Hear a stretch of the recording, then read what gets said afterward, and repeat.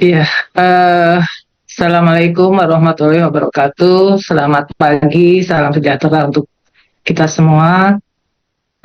Terima kasih kepada DI Economic yang sudah memberikan waktu ya untuk berdiskusi. Saya kira ini topik yang sangat penting sekali ya, eh, khususnya untuk sisi pembiayaan di rumah sakit ya. Eh, Tadi saya mendengarkan paparan sebelumnya juga memang mencerminkan ya fakta di lapangan seperti itu ya. Uh, Mungkin saya akan menyampaikan singkat saja suara dari rumah sakit ya dengan era inflasi medis yang meningkat ya. Jadi sedikit introduksi, Persi ini adalah wadah perumah sakitan di Indonesia ya, sifatnya voluntary ya. Namun sekarang anggotanya cukup besar, ada 2.880 rumah sakit dari sekitar 3.300 rumah sakit yang ada di Indonesia ya. Dan sekali lagi kalau melihat judulnya ya win-win solution, mungkin rumah sakit ini belum merasakan win-win solution ya, khususnya di program JKN ya, program Jaminan Kesehatan Nasional yang dikelola oleh BPJS ya, karena masih banyak problematik yang memang harus disiapkan dan diselesaikan bersama-sama ya. Satu hal lagi, rumah sakit ini memang fungsinya kan memberikan pelayanan ya, pelayanan yang bermutu, menjaga keselamatan pasien ya, memberikan outcome pada pasien yang optimal. Namun dari sisi pembiayaan memang rumah sakit lah yang akan lebih menanggung pembiayaan tersebut ya. Uh, Versi ini juga sifatnya ini menghimpun ya dari rumah sakit. Namun ya istilahnya uh, kita semua ini akan mengimplementasikan regulasi-regulasi yang dibuat oleh pemerintah ya dalam program layanan di rumah sakit ya. Dan versi ini memiliki versi wilayah ya. Ada hampir 33 versi wilayah di seluruh Indonesia, dan juga ada kompartemen-kompartemen di dalamnya. Dan salah satunya adalah kompartemen pembiayaan dan jaminan kesehatan. Nah, mungkin kita ingin memetakan ya jenis pembiayaan yang ada di rumah sakit ini. Saat ini memang banyak sekali program-programnya. Yang terbesar adalah Jaminan Kesehatan Nasional ya, yang dikelola oleh BPJS Kesehatan, dan masyarakat lebih familiar mengatakannya BPJS ya, padahal programnya JKN ya.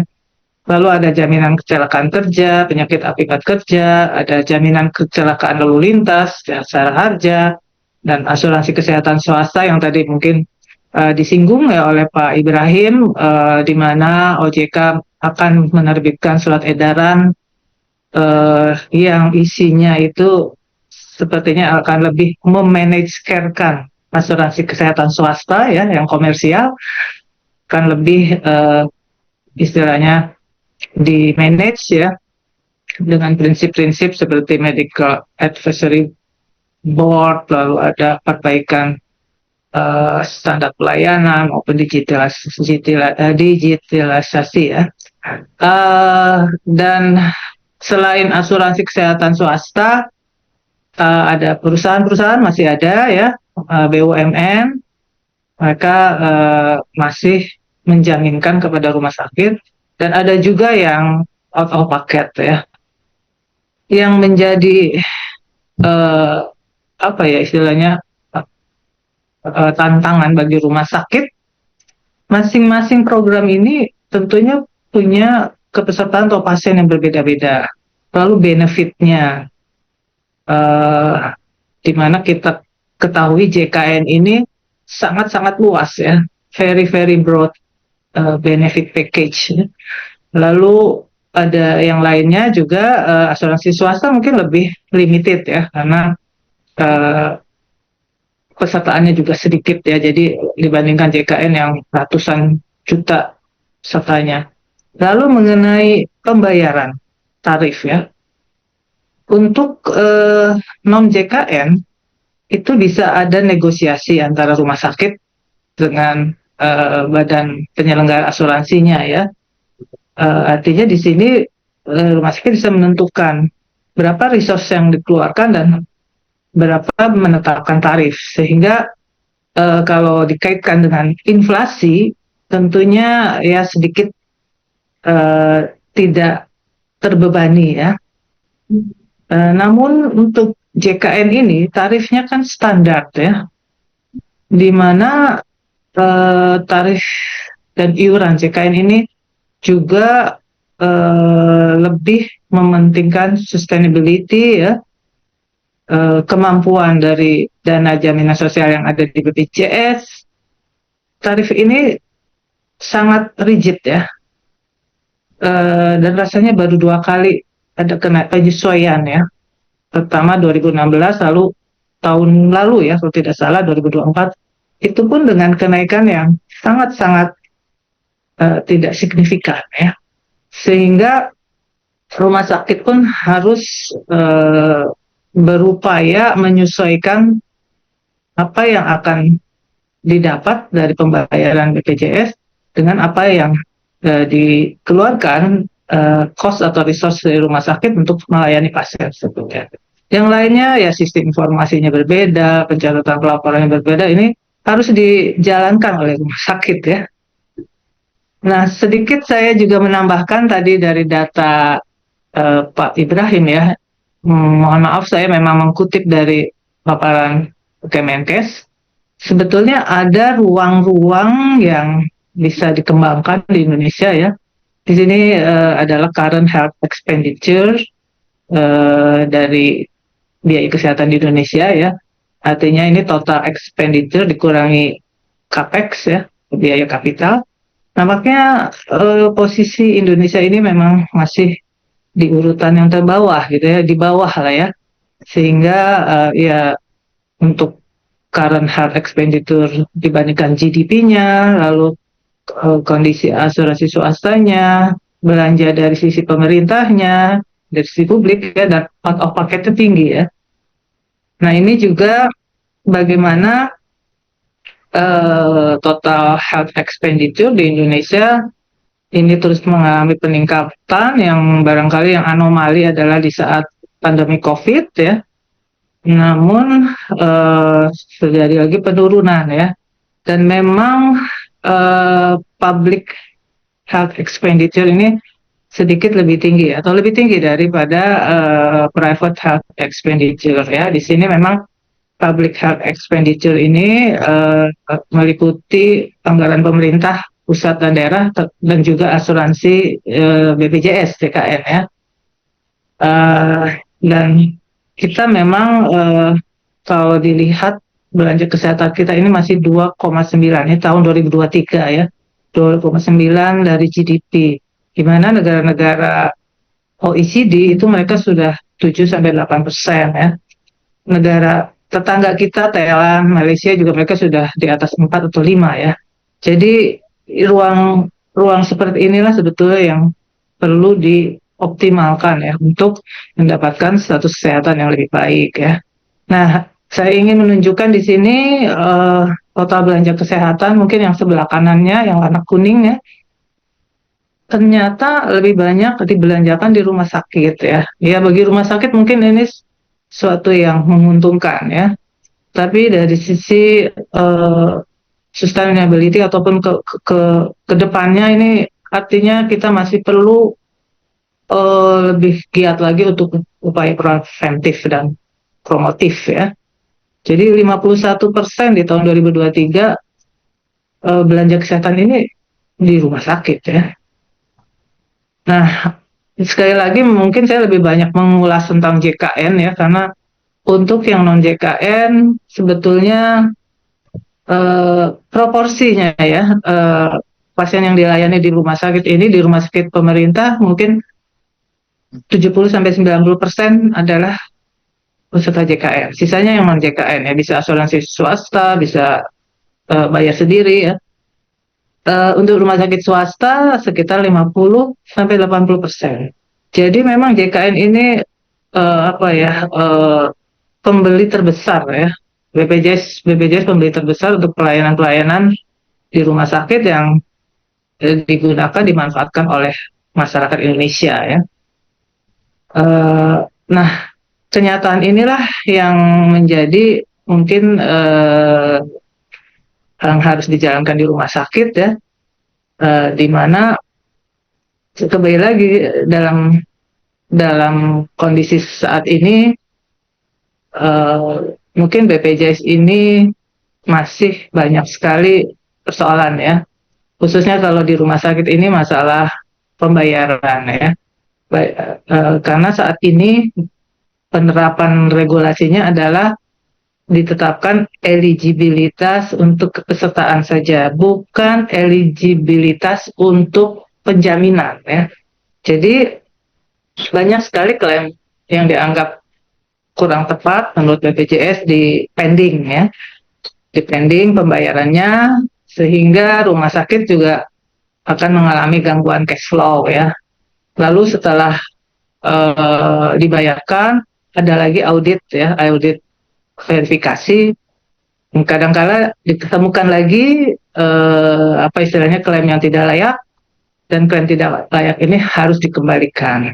Mungkin ini tidak terjadi di asuransi kesehatan komersial ya, karena asuransi kesehatan komersial dilakukan eligibilitas penjaminan di depan, sehingga pasien-pasien yang dilayani ini akan pasti dijamin dan dibayarkan ya. Tapi memang menarik ya, ini karena ini program pemerintah yang harus dijalankan dan memang bermanfaat sekali bagi masyarakat ya. Cuma saya juga agak tercenung kalau tadi angka kemiskinan makin meningkat ya, biaya kesehatan meningkat, artinya ini ada celah-celah ya, di mana masyarakat juga harus secara out of pocket membayar gitu ya.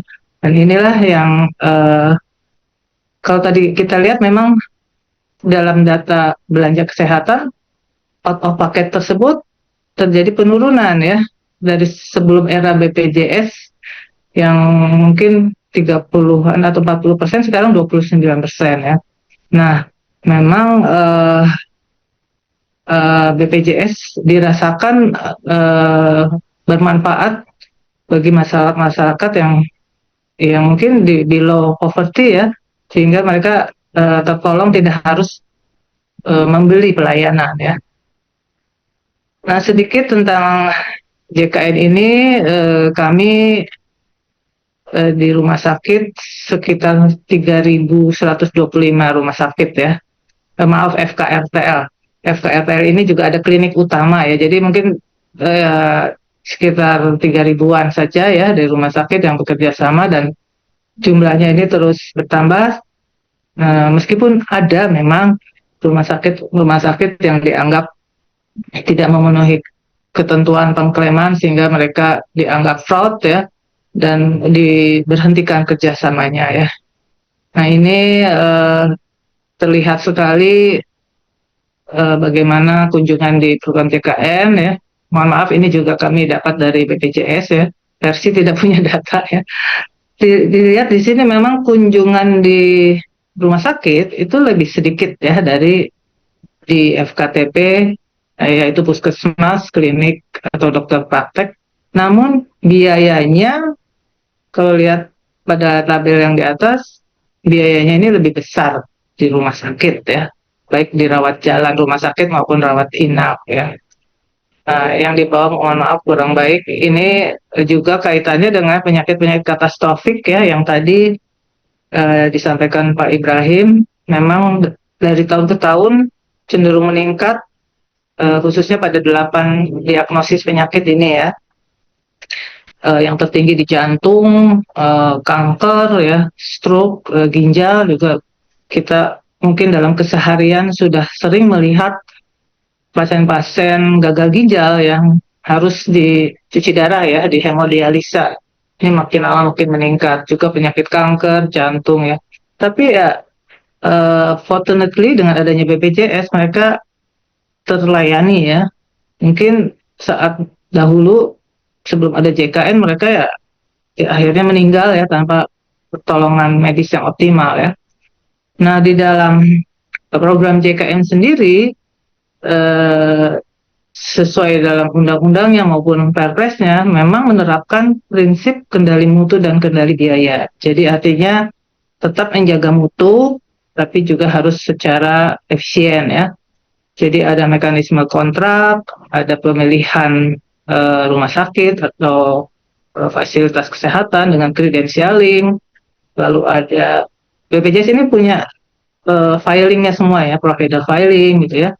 Lalu yang terpenting juga BPJS ini atau JKN menstandarisasi pelayanan ya. Jadi benar-benar pada saat credentialing ini BPJS mengharuskan dokternya memiliki SIP, mengharuskan rumah sakit memiliki panduan praktek klinis ya PPK, lalu harus menjalankan formularium obat atau kompendium alat ya dan lain-lain. Dan juga status akreditasinya. Status akreditasi dari rumah sakit ini wajib terakreditasi ya. Bila tidak ya mereka tidak akan dikontrak oleh BPJS ya. Lalu pembayarannya secara prospektif dengan INASIDGIS yang sebentar lagi akan berganti ya dengan IDRG di mana grupernya ini akan digunakan produk asli dari Indonesia ya karena selama ini masih meminjam dari luar ya. Lalu adanya cost sharing tadi disampaikan co-payment ya dan dilakukan utilization review. Nah, yang menjadi concern juga mengenai benefit ya, mengenai manfaat JKN ini yang sangat luas. Sebenarnya tahun 2020 itu ada peluang di saat sebelumnya BPJS mengalami defisit ya tahun 2016, 2017, 2018. Namun nampaknya dalam Perpres jaminan kesehatan ini belum terlihat ya adanya slimming dari benefit package karena sebetulnya adanya reshaping atau slimming benefit package ini memberikan peluang juga bagi rumah sakit ya untuk menerapkan mungkin pola pembiayaan yang non JKN ya ataupun juga nanti bisa dikoordinasikan ya dengan asuransi kesehatan swasta yang memang juga saat ini sedang didorong ya top up-nya dengan asuransi swasta. Nah, ini barangkali tahun ini nanti akan ada kebijakan baru, Perpresnya direvisi ya, sehingga hal-hal tersebut juga bisa diimplementasikan dengan baik ya. Nah, ini mungkin penjelasannya saja. Nah, satu hal tentang mutu pelayanan, ini adalah apa yang dituliskan dalam Undang-Undang 17 ya, bahwa rumah sakit ini harus menjalankan peningkatan mutu internal dan eksternal ya. Untuk yang internal setiap bulan ya rumah sakit harus melaporkan indikator mutu yang ada 13 ya ditetapkan melalui Permenkes. Lalu ada kegiatan melaporkan insiden keselamatan pasien setiap bulan juga dan bagaimana manajemen resikonya ya. Lalu mengenai peningkatan mutu eksternal tentunya ada registrasi licensing ya dan yang terpenting adalah akreditasi. Akreditasi ini dilakukan berkala ya setiap 4 tahun kalau sekarang ya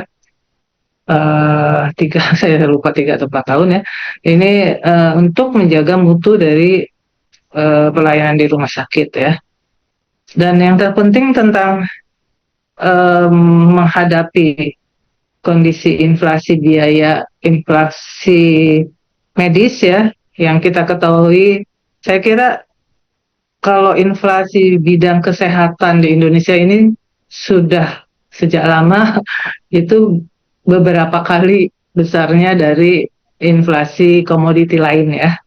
Cuma mungkin akhir-akhir ini akan lebih meningkat ya ini karena memang salah satu halnya adalah harga obat dan alat kesehatan ini cukup tinggi ya. Dan ternyata untuk obat-obatan yang diimpor ataupun alat yang diimpor terkena pajak barang mewah ya. Nah ini sebenarnya sudah berkali-kali rumah sakit juga mengharapkan adanya pembebasan ataupun penurunan pajak sehingga harga-harga tersebut lebih affordable ya. Nah untuk pengendalian biaya di rumah sakit ini yang terpenting adalah sekarang pelayanan medis ini harus distandarisasi dengan mengacu ke PPK ya, panduan praktek klinik dan clinical pathway ya.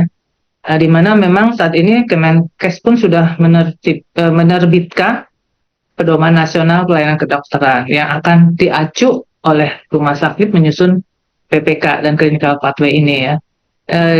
Hal ini akan menghindari berbagai apa istilahnya pelayanan yang tidak perlu ya, unnecessary services ya, seperti pemeriksaan penunjang atau pemeriksaan yang lain-lain yang tidak perlu ya, kita akan stick pada akan patuh pada PPK. Lalu yang kedua tentang pelayanan obat dan alkes juga harus ada formularium. Dalam JKN sendiri ada formularium nasional ya. Di rumah sakit bisa saja membuat formularium yang dimodifikasi ya, tapi tetap mengacu ke Fornas tersebut. Yang hal berikutnya juga bagaimana kita melakukan operasional efisiensi ya, baik untuk bahan medis dan non medis ya. Jadi ini untuk perencanaan pengadaan harus benar-benar dilakukan ya. Juga bagaimana penggunaan dan stok ya, stok di tempat stockingnya ini seperti apa, ini harus ya, mungkin rumah sakit sekarang sudah menerapkan strategi dengan balance scorecard dan lain-lain ya. Yang hal berikutnya juga adalah bagaimana kita harus mereduce waste ya. Beberapa rumah sakit sudah menjalankan lean management ya. Bagaimana kita tidak menyia-nyiakan bahan ya yang bersisa ya. Hal berikutnya adalah tentang penggunaan sistem informasi ya. Saya kira ini sudah menjadi kewajiban, apalagi sekarang rumah sakit dituntut menggunakan electronic medical record ya. Jadi untuk sistem informasi ini juga dari A sampai Z atau dari hulu sampai hilir, dari saat pasien mendaftar ya sudah diberlakukan ya, sampai mendapatkan pelayanan, sampai pasien ini selesai dilayani ya, nanti akan menghasilkan resume medis, itu juga semua di dalam sistem informasi ya. Yang terakhir barangkali juga bagaimana kita tetap mengoptimalisasi staff ya, supaya efisien ya, dan juga bagaimana terutama tenaga medis ini juga bisa optimal ya, jam kerjanya dipatuhi dan lain-lain ya. Terakhir barangkali harapan dari rumah sakit ya, rumah sakit tetap memiliki keinginan ataupun harus melakukan pelayanan dengan menjaga mutu dan keselamatan pasien. Ini suatu kewajiban ya. Dan kedua, bagaimana juga rumah sakit mendapatkan pembayaran yang representatif ya. Karena hal ini akan menggantikan resource yang dikeluarkan rumah sakit ya.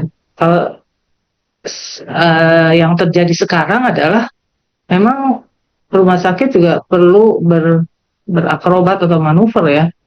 Kalau sekiranya pendapatan dari JKN ini kurang ya, barangkali akan ditutupi oleh pendapatan non JKN ya. Ada contoh-contoh ekstrim ya, seperti pelayanan di ICU ini dalam program JKN ya, yang tidak mendapatkan ventilator ya, itu tarifnya sangat-sangat tidak menutupi ya kalau untuk pelayanan di rumah sakit. Jadi hal-hal seperti inilah yang mungkin juga perlu disesuaikan ya, di-adjust, diperbaiki sehingga pembayaran ini benar-benar representatif ya. Syukur-syukur ada profit ya. Kalau di rumah sakit swasta pastinya mengharapkan profit ya. Karena profit ini untuk rumah sakit swasta yang bersifat for profit ya untuk profit ya. Tapi yang not for profit dan rumah sakit pemerintah ya diperlukan ya untuk pertumbuhan dan perkembangan rumah sakit untuk mengikuti kemajuan-kemajuan teknologi dan lain-lain ya. Saya kira itu suara dari rumah sakit, dan saya mengharapkan nanti bisa berdiskusi lebih lanjut. Terima kasih. Assalamualaikum warahmatullahi wabarakatuh.